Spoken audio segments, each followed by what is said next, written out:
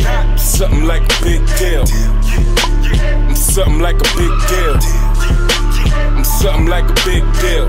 I get chicken but still in my life real. I'm something like a big deal. I'm something like a big deal.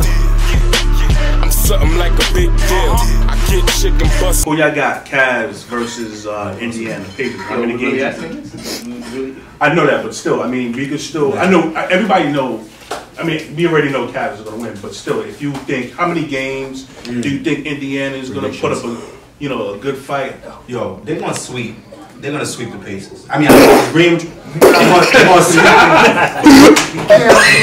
gonna sweep the Pacers. They're gonna sweep them. Yo, nah, they're gonna have their first 2 games at home, right? Yeah. Quick and Sloan Arena. Then they're gonna demoralize the Pacers. Paul George ain't gonna be playing like he normally play. Gonna shut them down. It's gonna demoralize them. Yo, it's a game. It's a game of demoralizing them, man. They're gonna win them first 2 games. They're gonna realize that these are the Cavs that don't play. They're upgraded from last year. They can shoot. They're gonna get their defense down pat. They're gonna sweep.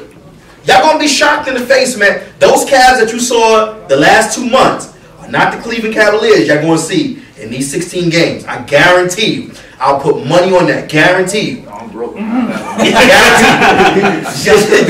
like the whole Lance Stevenson addition, bringing him back to shake things up. It's not enough. It's not enough. I mean, Cleveland has Voltron, right? They fuck around, like break the rules and get another guy during the playoffs. Who knows? You know what I mean? They seem to pull magic, stuff like that all the time. So I just feel like we all know this is LeBron's league. It's going to the finals is a staple of his game. It's not. I don't see nobody ruining his first round.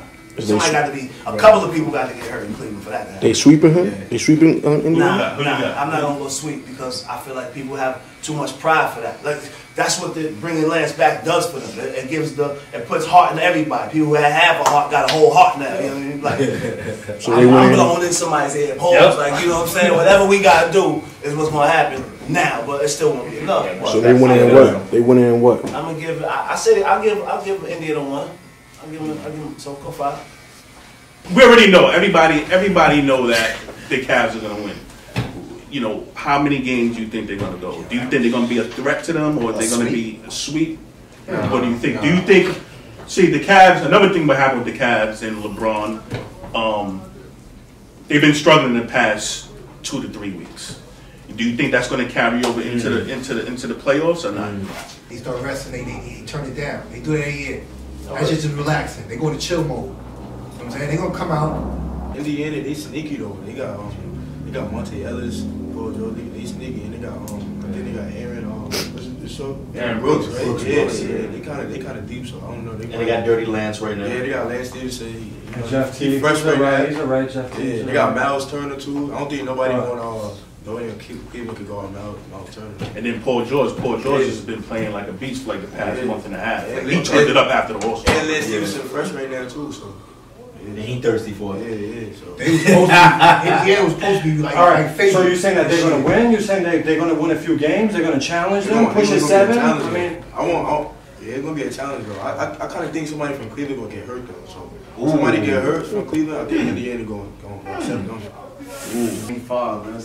Thank you. You my man, boy. Hey. It's the playoffs. The Cavs is not playing with nobody. I think they hurt though. Not a guarantee. They always get hurt though. They always get hurt. 6. Cavs are 6. No matter who get hurt, bro. Cavs are 6. Yeah, Cavs. You never saw LeBron play. Cavs are 5. No matter who. Indiana go get that first game. They played in the West. They played in the West. They be going by 2nd round. Yeah. What you They play in the East as a I was saying, like, you never saw LeBron play against Indiana without a struggle. It was always a challenge for Indiana, always. It was always a challenge.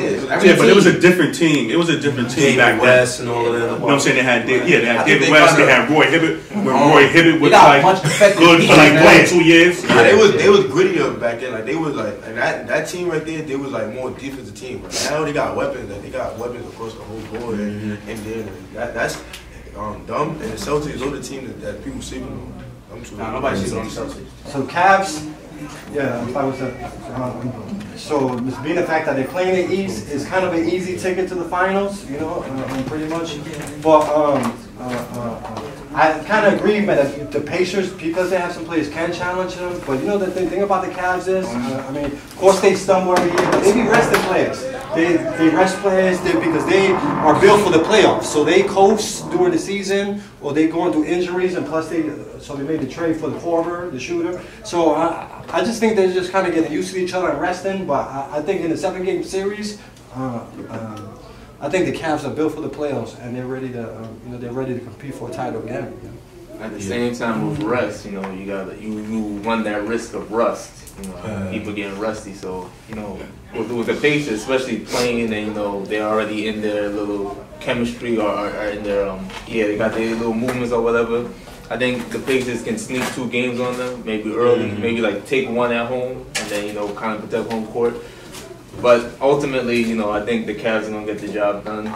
I do agree with everyone where the Pacers, they got lots of weapons to use, and that's gonna be what gets them the 2 games. But ultimately, you're not gonna be able to stop LeBron and Kyrie and Love, and then the different kind of shooters they got. Yeah, I mean, we could talk about how they was resting players, but we could talk about the back-to-back games they just had against Atlanta.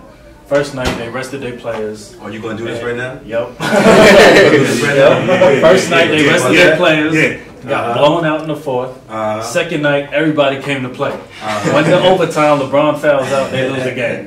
That's with the full squad. I'm not saying Indiana's going to do nothing but 5 games with them, but I'm just saying they run that risk. He caught cramps in the playoffs. Let's keep going. Let's keep going.